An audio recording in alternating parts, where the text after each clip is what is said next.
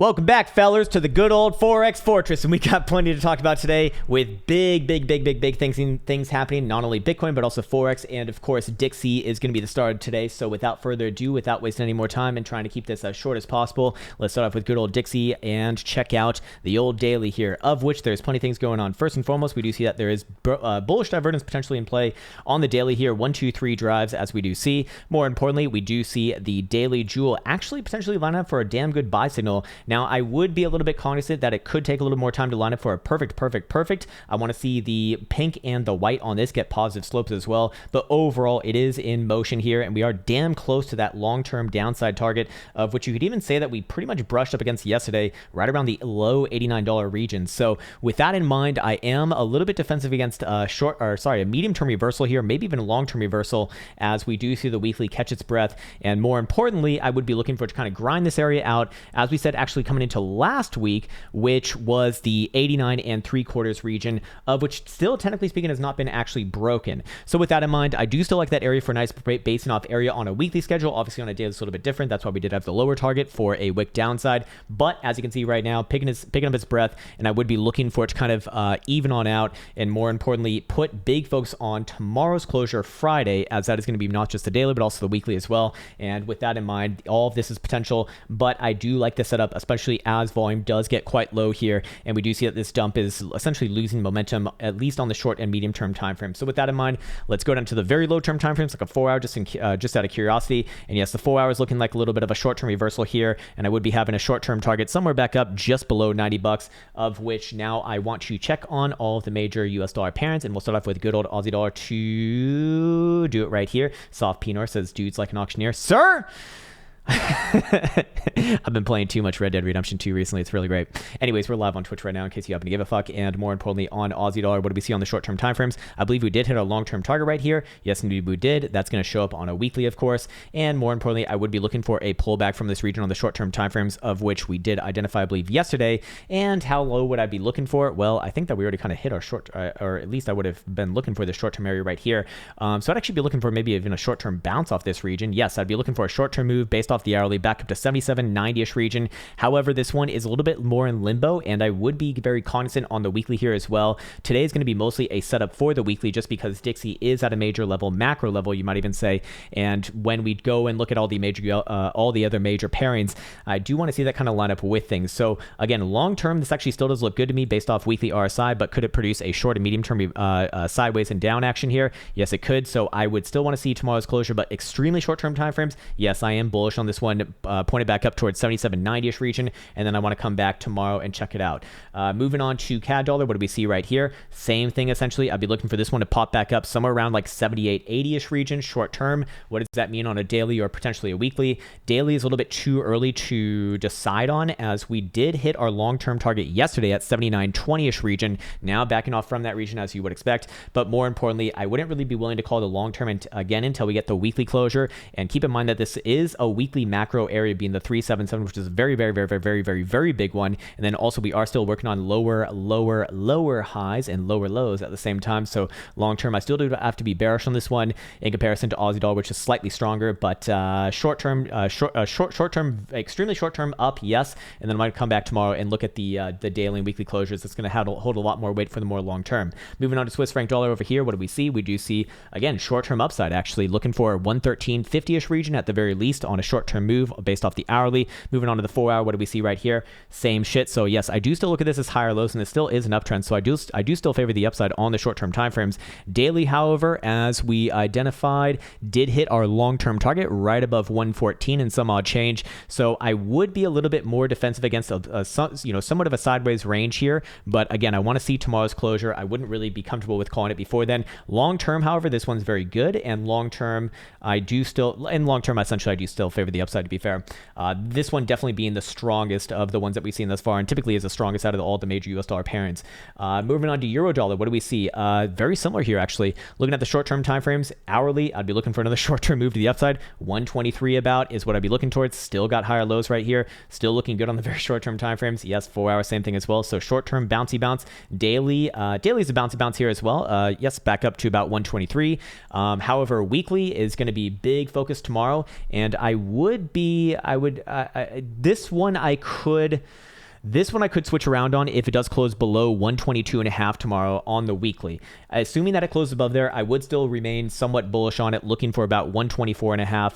And again, that will only be revealed tomorrow, I guess, on closure. Moving on to pound yen, what do we see right here? Oh, motherfucker, this one's boosting back up again too. I'd be looking for a little bit of short-term upside on this one too. Grind up against that long-term resistance right around 141, 114. Short-term, that is. It's 4 hours looking like the same thing too. Daily's looking pretty damn good here. It looks like I'm probably going to be wrong about being bearish on this one, but I would still wait for the weekly closure tomorrow on Friday, because if it does close above this pivot, again, that 141 and 14 region, then yes, I do kind of have to get bullish on this one, at least for a short-term move back up to this prior high right here, which is 142.80. What is that? 142.81? No, 142.65 actually. So fair enough. So I could change around on that one, but still short term, yes, up. Or at least hold on. Let me double check on this one. Yeah, short term very likely does touch this region, but it's all about the weekly closure for long term direction. Moving on to pound dollar. Again, short term upside looking a little bit different right here. I'd be looking for a move towards 136.33. Looking at a 4 hour, same thing. Looking fine here too. Looking at a daily. Daily is a little bit more under pressure, but I suppose I do favor the upside here. Still looking at 138 region, and weekly is, yeah, weekly probably does imply that we test that region, but does not imply that we break it. So long term, it's still a massive downtrend. Long term, it's pretty damn shitty, but short term, yes, a little bit of upside implied. So pretty much all these pairings are showing some short term upside, and then I really want to wait for tomorrow's weekly closure before I start to talk a little bit more about the long term. Yen dollar, what do we see right here? This one's actually this one I'm definitely going to be wrong about, because I was actually looking for a bounce at this level yesterday. Actually, we did get a bounce after, no, we did not get a bounce at this level yesterday. So yeah, Crown is wrong. Crown should die. Crown should go fucking hang himself. And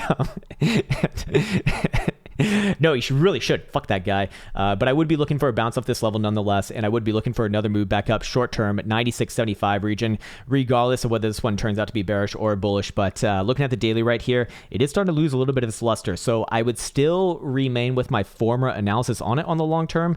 But if this condition is met where it closes below 96.75 tomorrow on Friday, the weekly, I would look for a bigger dump back down to about 95.65. But until that happens, I guess I still am bullish on all time frames, but it's starting to look a little bit more hairy there. Moving on to gold. My gold selling off from that. Oh my God, selling off from my 1950 target. Which we did hit. Nice. This is why you need to take profits. But Jesus Christ, man, that is actually really looking bad short term. Wow. Short term down. Short term, I'd be looking for it to grind up against 1905, 1910 region once again, which I do believe we said was likely yesterday towards 1910. Or at least that was a basing area. I forget exactly what I said about this one yesterday. But would I still be long term bullish on this one? I mean, technically speaking, this is a lower high. It's kind of hard to love as it is. I'd still wait for the weekly closure tomorrow, but if it closes like this, you probably will see me actually get bearish on this one, and I will be wrong about the further extension to the 2050 target. Actually, if that happens, I'd be looking for a move back down to 1870, and this is going to look really, really shitty. But it's a long day before tomorrow in the weekly closure. For now, though, short-term timeframes are bearish, and I would be looking for this one to pop back down, like I said, to about 1905. This is going to look like a little bit of a debt cap bounce on a very short-term time frame. Not necessarily the right terminology right there, but more importantly, implies kind of the same sort of thing as that would look pretty damn bad. But again, I'll wait for tomorrow's weekly closure to really judge the long term. For now, it's just short term down. Moving on to Bitcoin. Yeah, Bitcoin, the one that everyone loves, right? Bitcoin did hit up to our 38,400 target based off of the 4-spot Fibonacci extension, which I think was way the fuck on over here. So that target has been met, and are we seeing a little bit of a pullback based upon that? Yes, indeed we are. However, I don't really look at that as like a major area. What I actually would be looking for is it probably is going to hit the 4-spot 236 right here, right around $40,000. 40,000 also a major round psychological even number. If you want a more in-depth analysis on Bitcoin, definitely reference this morning's video, as that is going to be pretty much directly on that topic. But for right now, if we go down to the short-term timeframes, would I still be looking for more continuation to the upside? Let's see what our momentum offsets are showing right now. Let me just check on the time. Okay, we're actually below 10 minutes, so that's really good.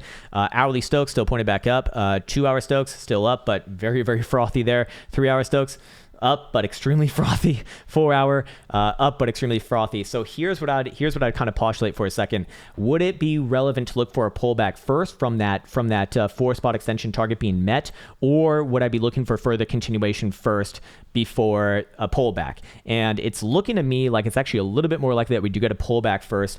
And in this case right here, looking at this area, we will turn 4 hour momentum oscillators back down with any sort of a closure below 37,300. Bitcoin's actually about a clean $1,000 above that right now. 3 hour shows 38,400. That's a little more relevant. Bi hourly shows 38,250. That's obviously way more relevant. And then the hourly showing 38,140. So I would look for all these to work together. And if you do see those conditions met on the 2 and 3 hour, which I would say is a little bit likely at this level, things are rather frothy right now, I would be looking for a pullback, likely back down to about $37,000 base.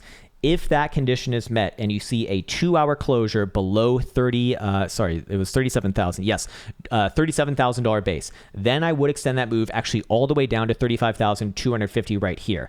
And we can just mark these areas off really quickly, which I think I have right here. Let's get rid of this one since it's not really relevant to our current conversation. And well, actually, we should make a liquid zone right there because that actually is really, really important. Yeah, and the measure move getting hit right there, nice one. And this is this is my my area right here. Also, so that was on a 2 hour closure below $37,000.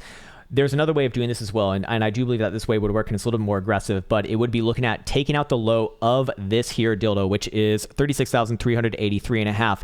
If that condition is met, I would look for a move all the way back down here towards 34,500, and then the same sort of indications that we spoke about on this morning's video below that level as well. If that level is broken, preferably on a full hour, if you're looking at a 2 hour, I would wait for 34,000 even, then I'd extend those targets all the way down here towards about $32,000. So we're getting a little bit ahead of ourselves right now. But technically speaking, as it stands, I do still remain, I suppose, overall bullish. But looking at our lower term time frame momentum oscillators, it would suggest that, hey, we could have a short term time frame pullback here, still remain with the overall upside trend on the higher term time frames, and that wouldn't really, be a major issue. And we could then target $40,000 after that. But for right now, it's kind of time to like revel in the funness of hitting the hitting those upside targets, and let the charts kind of speak for themselves now as everything kind of comes back into somewhat of normality. I'm curious what the 12 hour looks like as well. Yeah, 12 hour Stokes are still very much erect here too, and they will be remaining erect as long as they're above about 35,000. So looking rather likely, and daily same thing at 37,321.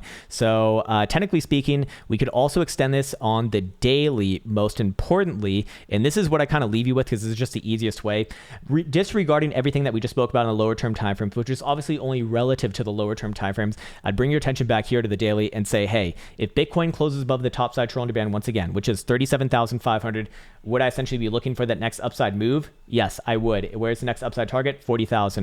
If and of course, this we'll do a more in-depth video tomorrow morning, but are there targets above there? Yes, there are targets above there, but for now, I would rather just take things one step at a time. And again, the daily Challenger bands are probably just going to be the easiest way to do this, so I probably should not have even mentioned the lower term timeframes, but also we can talk about the other side with the daily as well. If this daily closes below the topside Challenger band, again, 37,500, which it's currently about almost $750 above right now, then I would be looking for a bit of a pullback, probably back down to $35,000, and then we'll come back tomorrow and check out, what that sort of move implies. But for right now, things are looking good on the daily, and if I did have to call it, overall, Bitcoin will very likely hit that $40,000 region. The question is, does Bitcoin pull back from this current area or not? I'd wait for the daily close right here. And with that said, I want to wish you well, I want to wish you the best, and until next time.